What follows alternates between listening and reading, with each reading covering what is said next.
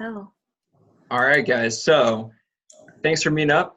Pretty exciting talking about some ACES scores today and discussing the video that we watched as part of our 805 class. So we mentioned before offline that it'd be a good idea to introduce ourselves and talk about maybe where we teach. I can start. I'm Kyle Kohler. I'm a business teacher at McLeod High School, which is about 20 minutes north of Lawrence, kind of a rural community.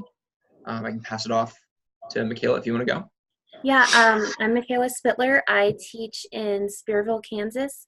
I teach mostly high school, and I teach biology, chemistry, and physical science. So, Katie? I'm Katie Flickinger, and I teach at Wichita Southeast High School. I am a business teacher, and I teach financial literacy, computer essentials, and photo imaging. And Eli? I'm Eli Copeland. I teach at Wichita North High School in Wichita, Kansas. I teach Honors English 2 10th graders and English 3 to juniors. Yep. All right.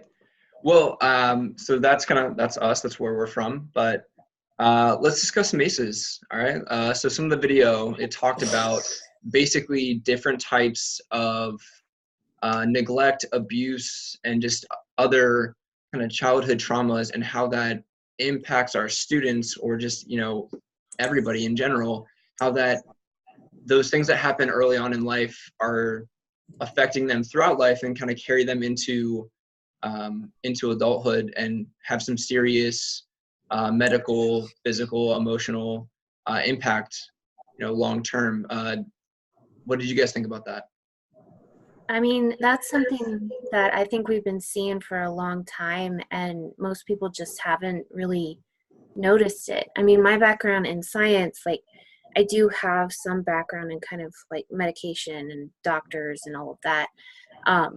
And we've known for a while that high levels of adrenaline can actually have a detrimental effect on your health, but it's tying it back into childhood, and that maybe the adrenaline isn't just because they're, say, an adrenaline junkie, but it's because something happened in their childhood that caused stress hormones, adrenaline, cortisone, all of that to start building up in the system. And that really does stress all of the organs and can lead to a lot of different health effects down the road, simply because the organs just can't take it forever. So At my school, with the ACES scores, we talk about like the students being in fight or flight mode. And if they have like a high ACE score, like things have happened to them in their childhood, they're constantly like in that fight mode instead of they can't like work through their problems. Their problems are just there. Like they aren't able to rationalize situations. Instead, it's just a instant fight mode. And that's usually, they told us, like, students that have higher ACEs scores are generally more in fight mode than flight mode. and I think that's why they get labeled as like problem kids too, is because we don't see everything behind the scenes. We just see, oh, they're in fight mode, so they're just trying to make problems. Mm-hmm. Yeah, I definitely think that, once that traumatic experience happens to them, some people seem to think that their growth emotionally might be kind of stunted a little bit. But I think as teachers, like we encounter those students with those traumatic experiences, it's our job to kind of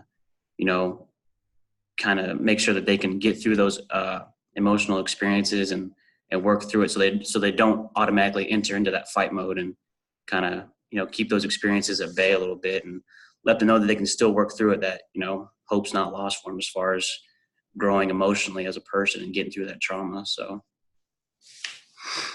Yeah, I think like one of the other things that the video kind of mentioned is we see these students and their behavior and some of the things that they go through, even like the physical health. And we're now kind of like going backwards and figuring out, what is the actual cause of this? And being able to figure out what the actual cause is means we can actually start to develop a solution that's impactful. So they use they use the example of like children drinking out of the well, and if they're getting sick, writing prescriptions to fix that sickness instead of fixing the well. And I think it's interesting that we are now starting to understand that there is this really significant impact, and getting to the bottom of that and fixing that, rather than just treating the diagnosis of problem child or just frustration or things like that. So I think that's really cool. All right, well, if you guys want to move on, I think one of the cool things would be to discuss some of the demographics that we have in our area that we're teaching, and maybe some of the specific ACE scores that you think are a little bit more prevalent, and maybe what that means to you specifically as a teacher in, at your school. So one of the things that I can read off the ACEs real quick, guys. So there's different types of abuse. So if you have an abuse score, which is physical abuse, emotional abuse, or sexual abuse, there's different types of neglect, physical, emotional. And then there's household dysfunction, which is growing up with someone with mental illness, growing up with someone who had been incarcerated, where the mother is treated violently or assaulted, substance abuse in the home, as well as divorce. So those are kind of the big ones that we count as like getting the ACEs check mark. I'd be interested to hear from you guys, and then also to share some of the things that I think are a little bit more prevalent in each of our areas. I know coming from different areas of Kansas, we probably see different ACE scores, but I don't think that, they're all important, even though they are different. So I'd love to hear from you guys. As far as Wichita North High, inner city, it's the second biggest school in the state. So you're talking about over 2,200, almost 2,300 kids. Over 75% are Hispanic. So demographics, as far as like the white kids and the black kids and anything other, they're a minority. So the majority of the kids are Hispanic, and as far as their ACE scores, they deal a lot with divorce or growing up with either one parent in the household, or was it family dysfunction, to where one of the family members or somebody, one of the parents or one of the family members has been incarcerated potentially. Drug abuse, that's an issue at the school. So, I mean, the ACE scores they're not all prevalent, but there are definitely a big chunk of them that are. So that's the kind of trauma we deal with. And, that's just kind of the system that a lot of those kids have grown up in. They've been affected by it, but, like I said earlier, we're kind of there to kind of guide them and make sure that they can kind of figure things out along the way. So. Yeah, I'm also in Wichita at Wichita Southeast, and it's pretty similar demographics. Our school is like 30% African American, and same thing. There has been just different. I've seen plenty of different traumas in the classroom with, even like things like parents being divorced, or single parent household, or family member is in jail or something like that. But like Eli said, we're just here to show them the positive side, and that they can be better than, whatever it is that they're maybe going through. So, yeah. So in Spearville, we're about 90% white, I think it is. So we don't have a very large Hispanic population, don't have a very large African American population. In fact, in the entire high school, I think we have one African American student. And we only have about 100 people in the high school. So we do have, some of the drug issues that you see in like Wichita. We do have some of the divorce and things like that going on as well. But one of the major ones that has hit our school pretty hard recently, as in the past year, we've actually had 3 parent deaths in the high school. And so the first one was the stepmom died of sepsis. The second one was actually really, really hard on the school. He committed suicide the night of graduation when his oldest child had just graduated.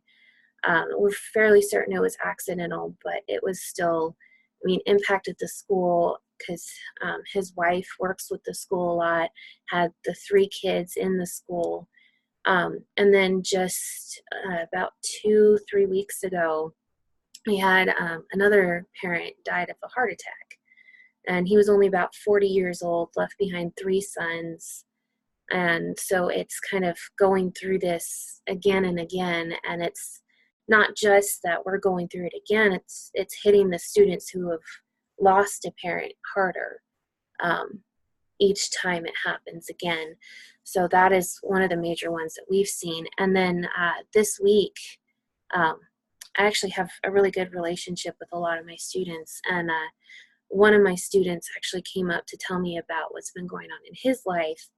And it kind of relates back to the GMC strikes because his dad is in automotive industry. And so they basically only have one parent income in the house now. And so he's really worried about his family and trying to pick up the slack with the money and everything. And so there's a lot of pressure on him right now. And so I was actually the first person that he talked to about that outside of his family, and was able, thankfully we have a really good counselor at our school. And so I was able to, kind of point out to her that something was going on with him and like asked his permission to, talk with her about what he had shared with me. And so we're at least now trying to help him with all of that. And just reduce his kind of adversity that he's facing every day. So. Awesome. Yeah. And so being at McLeod, as I mentioned before, it's kind of a rural school. It's actually pretty small and primarily Caucasian students. I would say it's overall blue collar. So kind of it's a little bit more of a lower income community. Some of the things that we see a lot, substance abuse, both alcohol and drugs, physical abuse for like both occasionally kids and with spouses. We have a couple incarcerations, which from what I understand are typically related to drug incidents, and we also have divorce, which probably one of the more common ones that we'll see. But overall, I think it's just really interesting to see how, we have 2 pretty rural schools here on the call and then 2 more urban schools. And I think it's just really cool to see not cool, but it's interesting to see the different ACE effects and how, even though we're both in we're all in different areas, similar trends and still being able to make an impact with our students, at least making an effort to do that. So so the next piece I wanted to move into is identifying trauma in the classroom, students with trauma, how we potentially add modifications into our classroom for those students. So kind of tying a couple topics here together. So would anybody like to speak on that first? I mean, I can talk about what we've been doing, especially for some of our students that have lost parents. Because, when you lose a parent, it's not, or when you lose someone really close to you, it's not so much that you deal with it all at once. It's that the experience keeps coming up and hitting you throughout the year. And I might get a little bit emotional because at least 2 of the students that have lost a parent in the past year are in one of my classes together. And they're both students that I got really close with last year. And then that's kind of continued. And so they generally, if they can't get to one of their remaining parent, or if they can't get to the guidance counselor, because we are on separate ends of the school, they will come to me. And generally I can kind of try to help them out with that. But it's been a lot of just kind of trying to recognize when things are starting to get bad for them, when the pressures are kind of adding up and they need just break, basically. We also have another student who has been dealing with a lot of mental health disorders. And so it's kind of been, she actually is also in the SPED classroom. And so there's been a lot of modifications that we've had to do. We haven't really been working through ACE to do that for her, but she does have an IEP. So we actually had a second IEP meeting for her about a month ago, where we modified her IEP in order to include some stuff about her mental health. And if she is having a bad day, we do have different ways that we can kind of reach out to her, and then just ways that we can give her kind of a break. And we also have done like some additional modifications to assignments. Generally, because school is her major stressor in her life, because she's just so worried about her grades and performing well and everything. And so, it's not so much that we're reducing what she has to do. It's just kind of helping her realize that, it's not the end all be all of everything in your life right now. And part of her IEP now says that she is currently not allowed to take anything home. So that she has that break every single day where she doesn't have to worry about school. She's not allowed to do anything about it. So, those are just some of the things that we've been working on. Oftentimes when a student has like this kind of childhood trauma, then we, like, our guidance counselor is really good about, emailing out to everybody about, okay, there's something going on with this student. If they need to come see me at any time in the day, make sure that you let them go. That kind of thing. So, yeah. So, I teach photo imaging, and it's a class that kind of is a feeder class into like yearbook and like our, like our, what is that? Like our TV class. I can't think of what it's called. And actually we had a huge trauma in our school. Once you had said like about that parent that committed suicide, we had a student that actually committed suicide at the school last year. And so that was a huge deal for our school.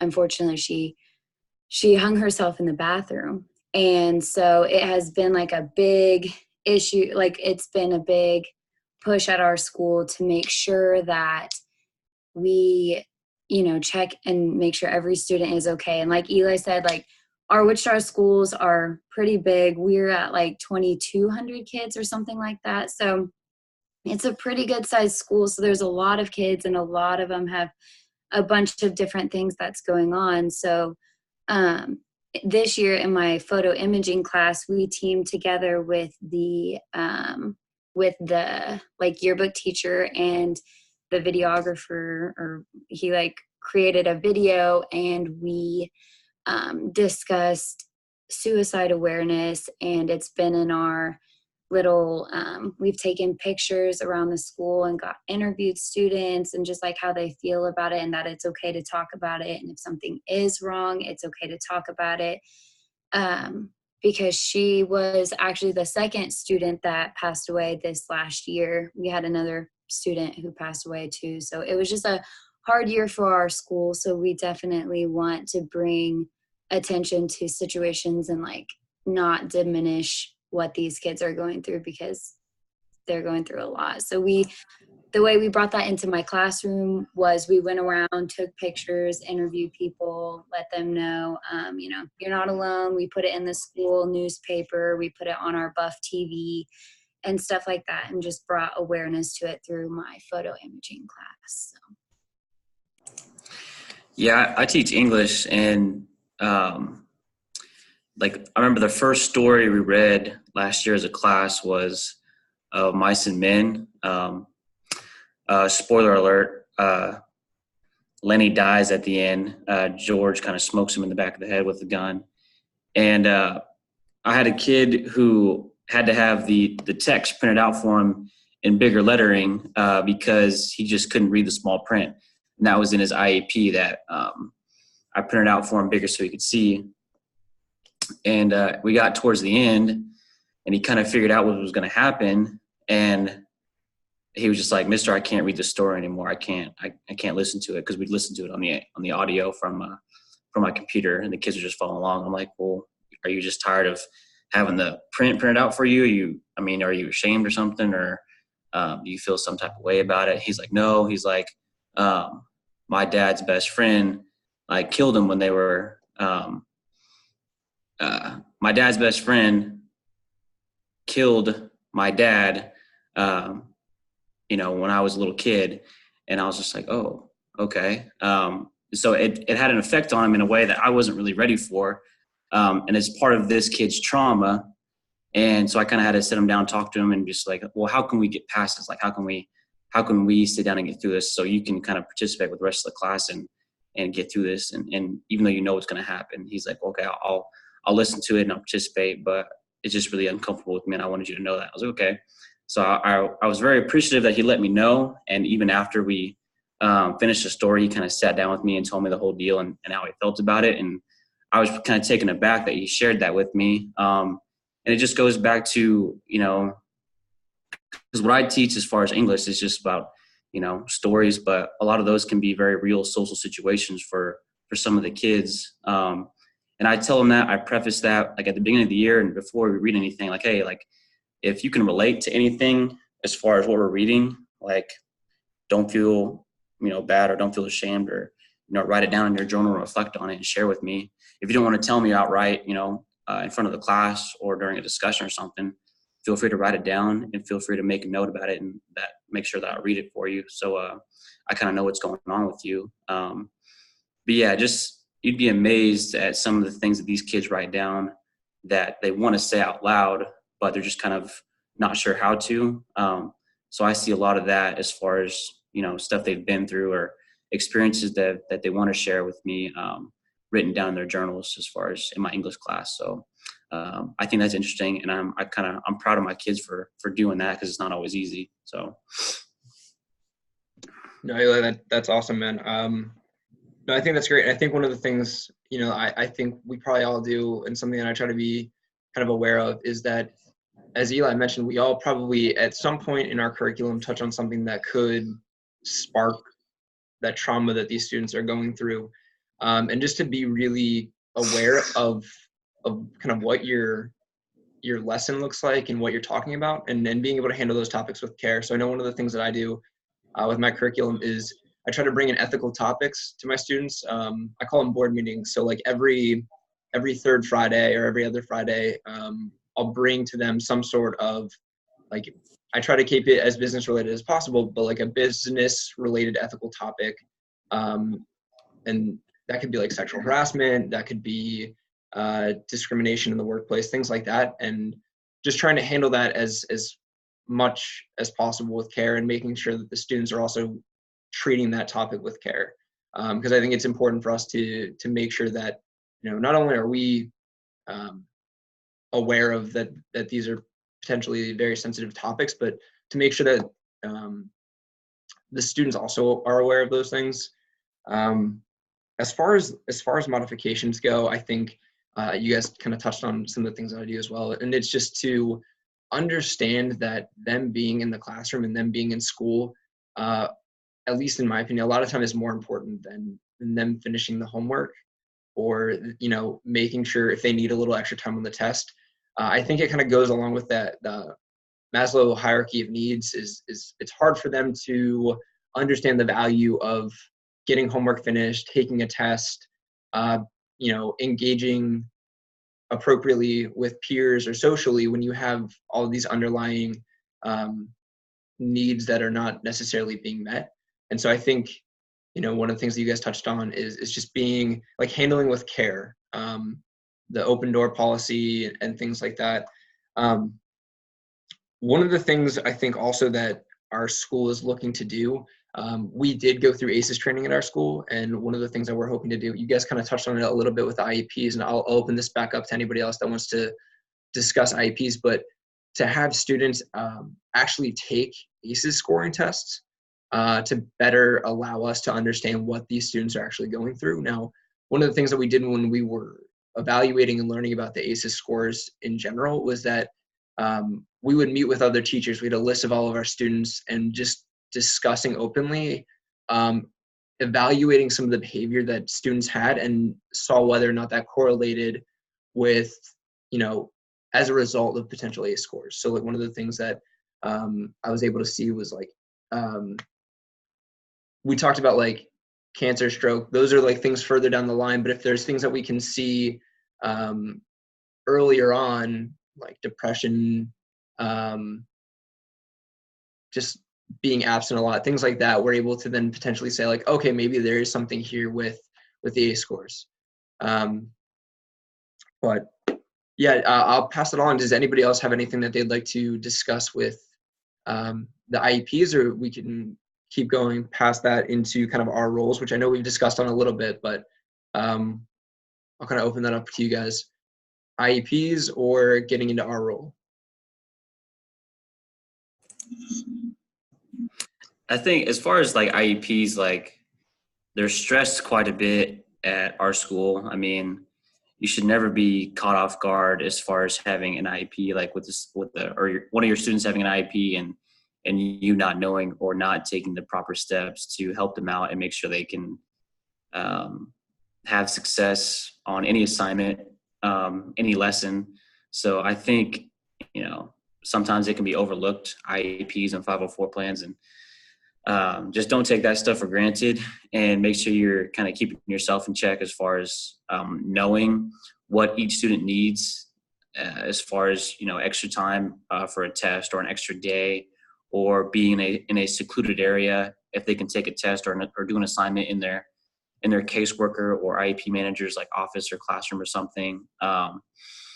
Yeah, just any stuff like that. And just kind of pulling them, because what I do is I pull my students in the hallway and I let them know like, hey, I know that you need this. So if there's ever a question about something, or if you need me to, do something for you, please don't hesitate to let me know, because a lot of kids won't advocate for themselves, especially, I mean, it's kind of like this unspoken thing, like, yeah, I have an IEP.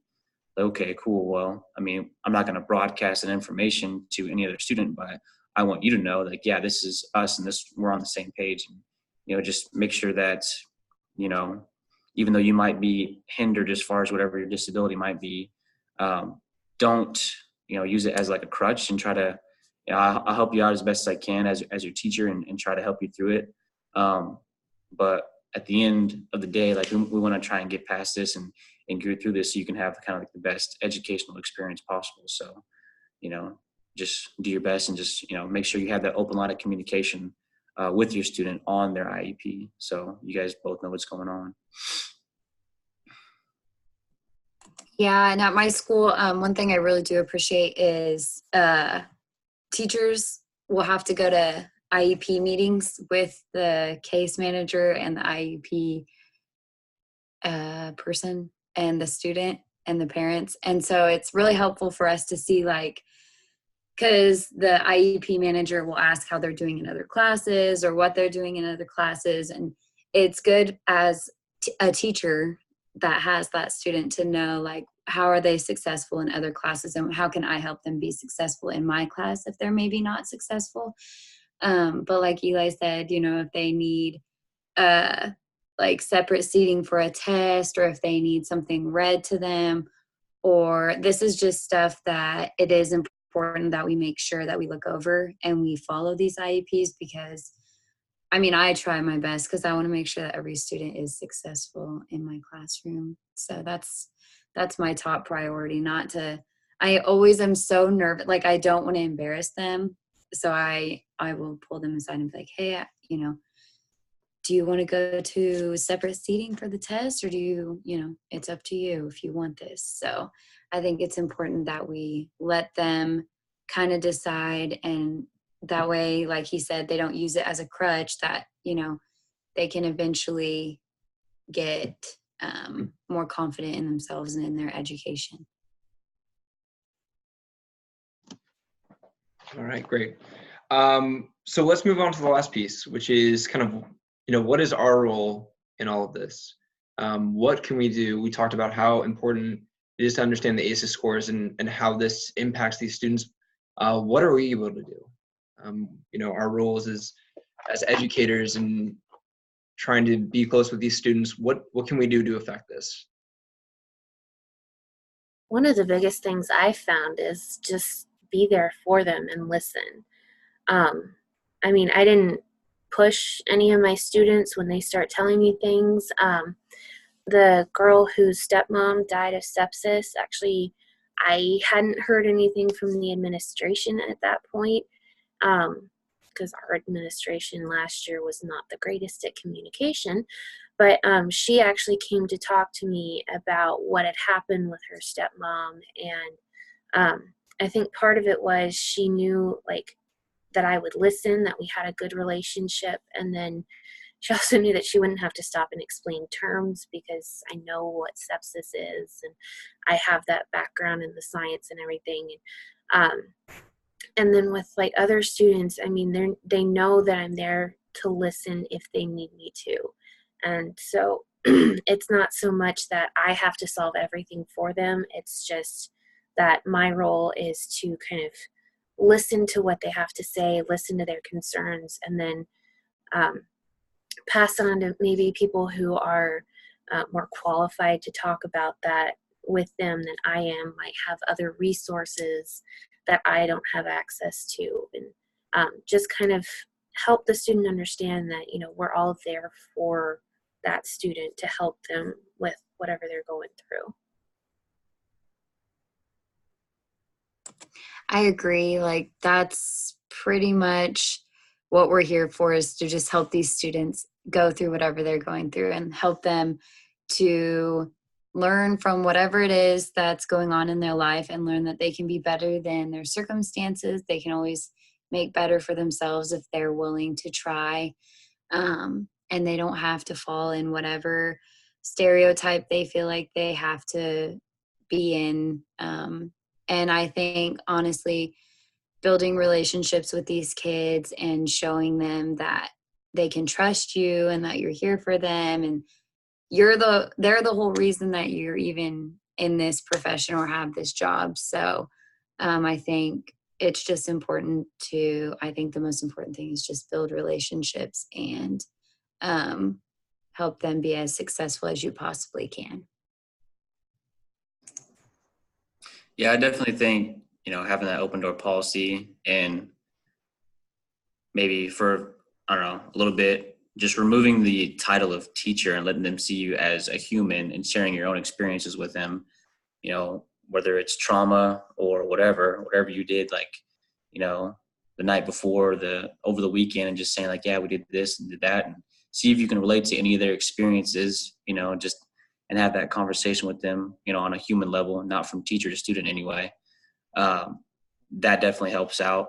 And then just kind of refocusing as to what the goal is, for students that want to do well and want to succeed and have, a good educational experience, if they ever get off track or something, or if you ever have to like scold them about anything, just making sure that you kind of reiterate the main goal, like, what do you want for your future, and what do you think it's going to take as far as to be successful and graduate and move on and be successful, with your college experience, with your family, with your future wife or husband and kids and whatnot, like, what do you want for yourself in your life? And don't let the things that have happened to you as far as trauma, like, hold you back or kind of stunt your growth as a human. So as long as you talk to them and make sure that they know kind of what's going on with you as their teacher, and kind of let them know that they can talk to you about pretty much anything, I think that's 90% of the job. 10%, it's pretty much the content area. But if you can't build a relationship with the kid, then,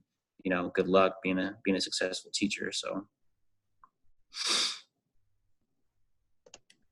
No, I mean, I completely agree. I'm sure you guys would all agree that the reason we get into this profession is not probably because we love the subject area that we teach, but it's because we want to have an impact and be able to guide our students into making better decisions and having better lives. And I think ACES being one of the big, focal points of some of the things that they could be going through, being able to address those and help students through that is an important thing. The open door policy, as you guys mentioned, and building relationships is, of course, probably one of the most important things that we can do as educators. One of the things that I thought of too, just as we were discussing this, is even with all the trauma that you guys were talking about, with like the suicide with the parents and certain things like that, I think it's important for us to understand too, with teenagers, it's not always they're not always going to run to the parent as the first person that they confide in. And sometimes that is an educator. And as you guys mentioned, building that relationship, making yourself available to be that person that they come to and discuss these things with is incredibly important.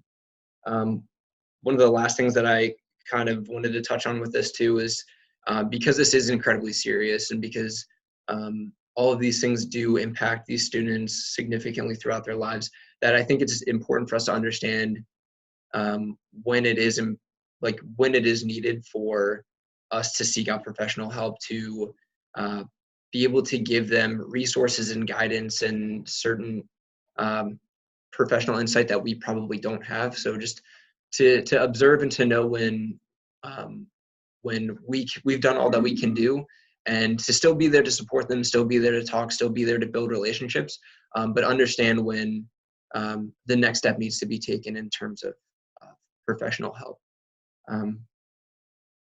But you know what, guys, that's all I've got. I really appreciate your guys' time today. Really appreciate you guys just all bringing great things to discuss. Before we close off, I want to give you guys one last opportunity. Is there anything else that you guys would like to share before we close? I think that's all I have to share. All right. Yeah, for me too. Good job, everybody. Yeah, All good right. job, everybody. Awesome. Good job, guys. Well, thank you so much again for your time. You guys are awesome. Thank you. Thanks. Awesome.